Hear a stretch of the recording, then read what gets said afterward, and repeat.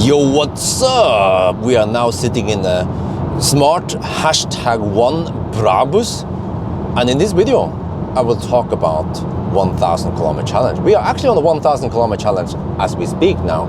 So yeah, you know, the 1,000 kilometer challenge, I used to live in Alnabru, Oslo, and then I would start from this gas station near my home, and I would drive over to Helsingborg and then turn around. So for practical reasons, I want to end up at home so I don't end up in Germany. Then I have to travel back home. But you know, okay, so that route has been widely accepted. I try to make it as realistic as possible. We don't go on unrestricted roads. We kind of try to follow the speed limits a bit. You know, we don't go too fast at least. We go more or less with the traffic flow, just like we're doing over here now, you see. And you know, that was fine, right? So I did lots of tests, no problem. But recently I moved over to Jessheim, and again, for practical reasons, instead of starting, instead of going from Jessheim over to Alnabru, just so I can start the challenge, I shifted the route slightly so that the start and end point is now different. So what it basically means is that before I would end up at Helsingborg, right, kind of far down there in the Swedish coast. Now I end up at it's a place called Hallandsåsen. So it's further north, turn around, okay, no problem, right? Well, there was one slight problem because the way the old route works is that if I would be in the challenge now, right, I would usually 999 right here, and this is a 90 zone, and then we are finished. But now I have to start from Jessheim, which is 110 zone outside my home. That's fine. And okay, one other difference is that previously I would start from home at Alnabru and then drive over to the gas station. You guys have seen it. And then I start from the gas station. And even in the old days, it was even Circle K. But then I moved slightly over to the Esso after they install Kempower over there. But now I don't start from a gas station, I start from home. So that's actually a 2-minute drive until we are at the motorway. So already that is a slight disadvantage, like for the challenge time, but then more convenient for me because I can start from home rather than having to get over to the gas station and then top up to 100%, and then, you know, just the whole challenge just takes longer time. And yeah, and not only that, but you have to look at the route. I mean, how does it work? Well, instead of hammering down the Swedish coast on the south in the 110 zone all the way to Helsingborg, I replaced that 110 stretch with slower stretch, like in Oslo, where we have only 60 and 80 zones and some 90 and 100. So I have done the timing that from I have to measure two places from the north, from the new home to Alnabru, to the old starting point. How long did it take? What was the distance? And then I calculated the average speed. And then I calculated the average speed I would have through Sweden in the 110 zone. And I figured out how many minutes we lost there, or how many minutes slower it is. And then I also calculated, or I measured the distance from roughly here, yeah, roughly around here we are right now, is the old 999 point. And then I have to measure from here and back to Jessheim. No, actually almost Jessheim. Yeah, the new 999 point is still on the motorway, fortunately, but quite close to my home. So I did those measurements and I calculated how much slower it is, and it turns out that it is around 8. What the heck is going on? What is going on here? Yeah, you see this shit? What is this shit, man? Is this some kind of parade? I mean, it's Sunday, but okay. So I found it to be roughly 7 to 8 minutes slower now because of the lower speed. But there is always a butt crack. The lower speed also results in lower consumption. And this is kind of complicated because sometimes I even barely make it to the charger, like in the new route, right? I barely make it to whatever charger I'm going to. And I wouldn't have been able to do that if it was 110 zone all the way. But at least I calculated that the distance, like the slow distance here and so on, how long is it versus how much we are saving, and rough estimation, it could be as much as 50 watt-hour per kilometer lower consumption, and then multiply by the distance or something. I found out that it is roughly 2-3 kilowatt-hour less. And then with modern EVs, that usually results in about 1 minute of charging time, you know? So all in all, I figured out that the new route from Jessheim is around, I don't know, let's say 5 to 7 minutes slower than the old route. So what does it mean? Well, it means that from now on, all the cars I test, they will perform slightly worse. But that 5-minute difference we're talking about over a span of 10 hours is only 1% or less. So it's still quite like low error we're talking about. But there's still an error. Yeah, a 5-minute error at least, right? So how do we do this? Do we apply a correction on every challenge from now on? I can just deduct 5 minutes, for example, on every challenge. Or do I just keep it like that? Because like I mentioned, from now on, I start from home rather than at a gas station. What the heck? Traffic announcement. På Østlandet I dag det flere steder med glatte veier som følge av regn, yr, smelter. Oh, yeah. They're warning about slippery road. Okay, that's fine.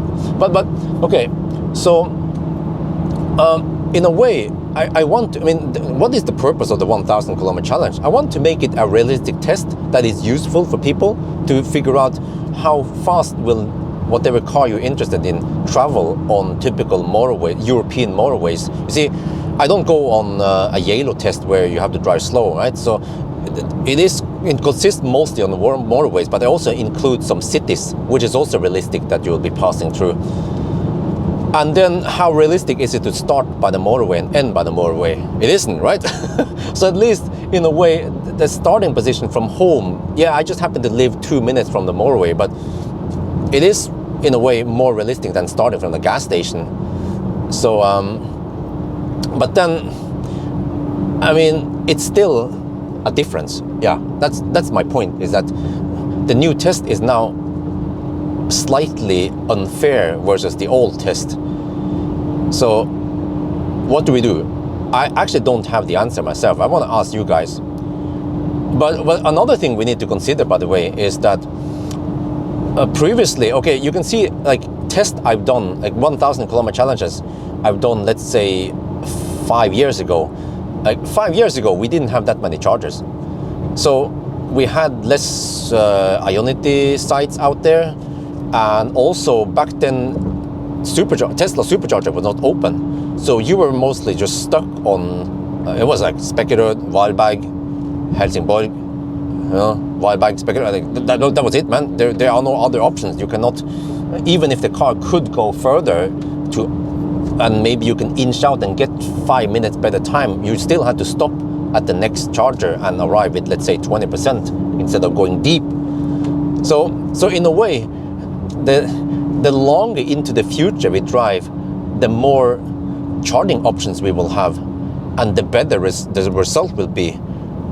So that's actually also why when I tested some cars in Norway route is obviously slower, but for the, at least, I don't know, I just happened to test a Tesla that was not charging that fast, and it got the same time as the Swedish route, and I figured, okay, well, Norway route is better. It's the same. Well, I think it turns out it is not the same. The Norway route is around 5-10 minutes slower, simply because you have to drive slower. But it depends, because if there is a slow driving car, a slow charging car, then it will benefit from Norway route, because you then have way more charging options. You can just nail down your charging stops. Plus, that Norway route also has another weird quirkiness where The Swedish route, you drive from one point to a fixed, or more or less a fixed endpoint, and then you turn back. But the Norway route, simply, we don't have enough motorways. So what I needed to do is that I needed to drive whatever motorway I could find, and then at the end, I ended up at Rudshøgda, and then I have to drive a little bit back and forth to get enough to finish 1000. And that whole back and forth driving actually makes it really good, because you can then optimize it and you can drive a little bit back and forth so you arrive with 5% or 2%, right? So, yeah, but that was just the explanation of the Norway route and so on. So, I mean, what I'm saying is that the 1000 kilometer challenge is a very long test. And I try to make it as consistent and fair as possible. I apply corrections if there is some roadworks, detours, slowdowns, stau, like now, you see, there's actually a lot of traffic, more traffic than normal. So I make all those corrections so that each car gets an even, they get even conditions. And also it means that if I try to repeat the test another day, random day, I should get the exact same result. So, but then, yeah, so, you know, that's why we make those corrections, right? Because you cannot blame the car for traffic like now. Left lane huggers are out. But the Jessheim route, the new route, is consistently slower than the old route. Well, unless I hammer it, like, you know, now it's 70 zone. Unless I go 120 kilometers per hour in the 70 zone, but that is not smart to do. So I cannot do that. So that's why I haven't figured out what to do. Yeah, so I want to get some input from you guys. Yeah, what we should do. Or maybe we can just say, okay, bad luck, I just happened to move, which is just a natural evolution. But then eventually we will get more charging spots on the Swedish route, and then the time will slowly improve. Also, what the heck, man?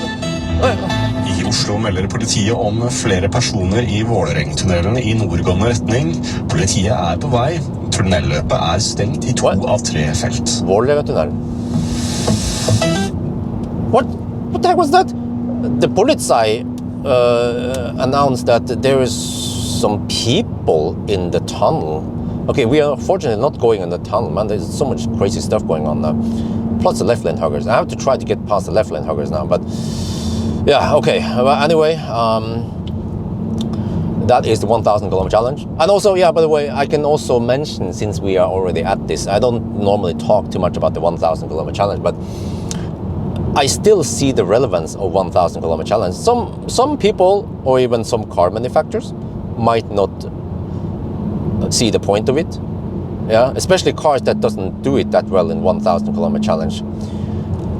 But I still think it's a good test, because many times when I do 1000 kilometer challenge, I discover weakness or some problems or whatever, right, with some cars I test. So that means that normally I wouldn't discover those problems or whatever you should call them if I just do like a short test. So I still feel like it has a good value, even though I agree that going 1000 kilometers is quite extreme. Not many people would do that. But however, if people actually pay attention, they will see that every time I have a charging stop, I show in the video how far I have driven, the average speed. You can just, based on the average speed, you can calculate how long it takes to drive whatever you are interested in. If you want to know how long it takes to drive 400 or 600 or 700 kilometers, just look at my video. There will be a charging stop close to whatever you want to know, you know? So, like some cars, yeah, for example, like a Toyota BZ4X will go fairly fast the first 500 kilometers, but then you get too many punishment points, and then the car charges dog slow. But maybe it's irrelevant, the 1000, because you're only looking for a Toyota BZ4X to drive on a long trip, and you will only do 500, 600 kilometers per day anyway, right? So then the answer is already there. but then I also give you the bonus if you want to see 1000. Just like when I do the charging test, I charge to mostly to 90%, sometimes I go to 100%. It's not relevant, but at least I've done the test and you can just look at it.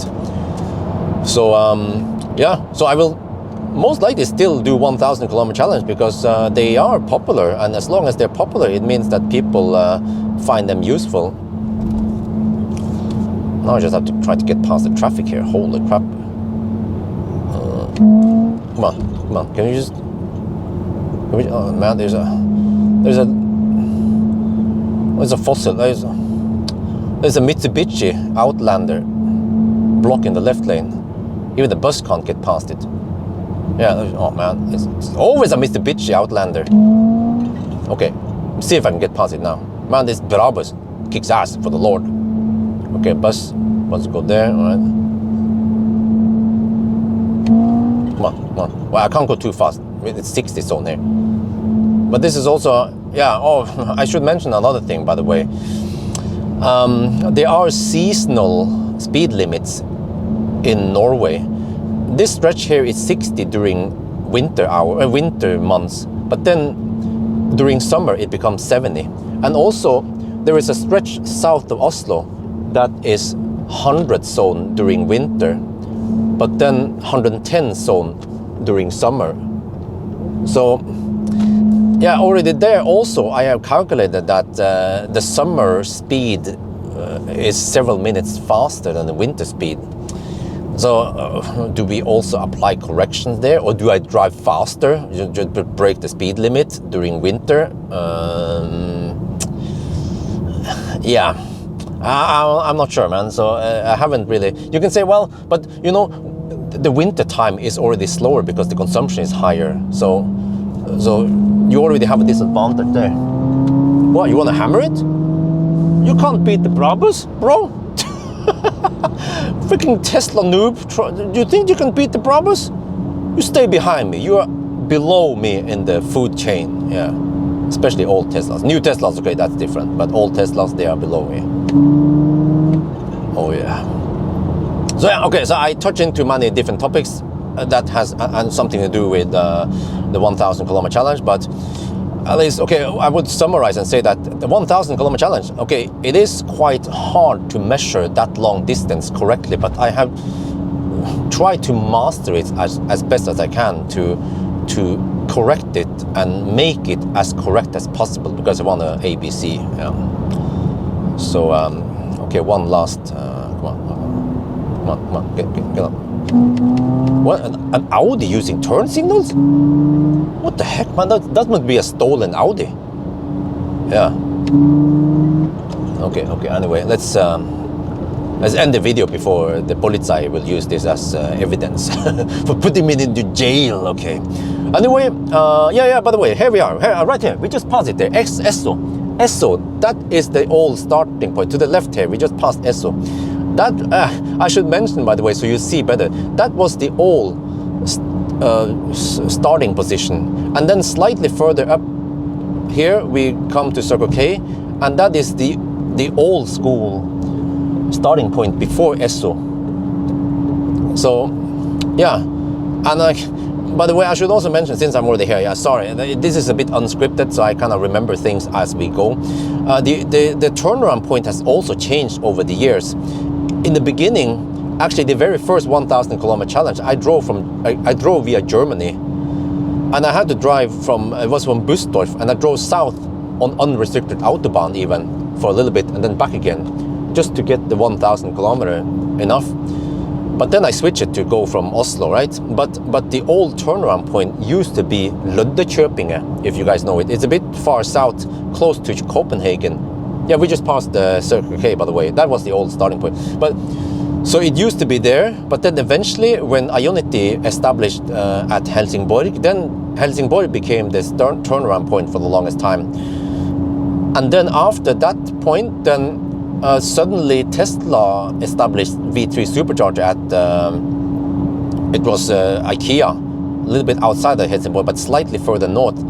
And then I used that point as the turnaround point, because then the trip became slightly shorter, but then I didn't have to drive that far, because like I mentioned initially, you know, the old turnaround point is somewhat outside of Oslo. So even after I finish the challenge, I still have to drive around 20 minutes before I'm home. So yeah, but I found out that the turnaround points that I mentioned, the old ones, they don't really affect the time, because you are still on 110 zone and you end up in the 90 zone, and you still ended up in the 90 zone before, right? So you're just gonna shift the whole distance, but still in the same speed zones until now.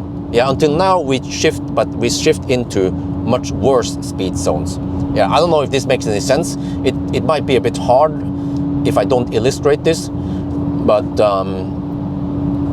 now we are stuck behind a leaf.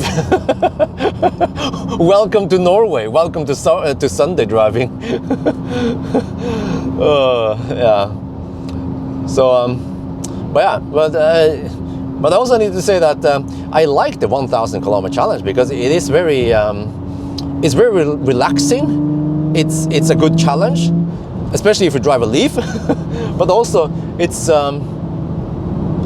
interesting. Yeah, it adds like a different dynamic to my tests, because you need to try to optimize charging stop and try to figure out where is the best place to stop, how many percent should I charge to and stuff. I mean, for you guys who watch, it might sound stressful, but I'm just trying to test the car to the max. Yeah, so just don't stress, you know. I'm doing the stressing, I'm doing the testing, and you just look at the result. Yeah. So I think I'm done now, and then I would like to hear the feedback from you guys. What should we do? What should we do with the corrections, or should we not do care and just leave it there, because now it's more realistic? Anyway, I think that's going to be it for now. Hope you guys enjoyed the video. As always, thank you for watching, and talk to you later.